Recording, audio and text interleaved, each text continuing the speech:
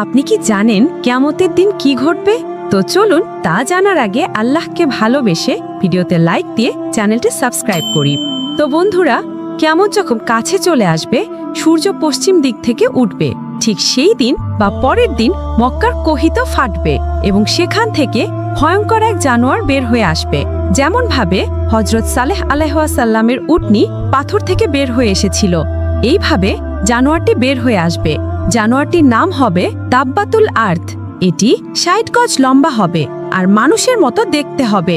উটের মতো পা হবে, ঘোড়ার মতো গলা হবে, হরিণের মতো শিং হবে এবং বাদরের মতো হাত হবে।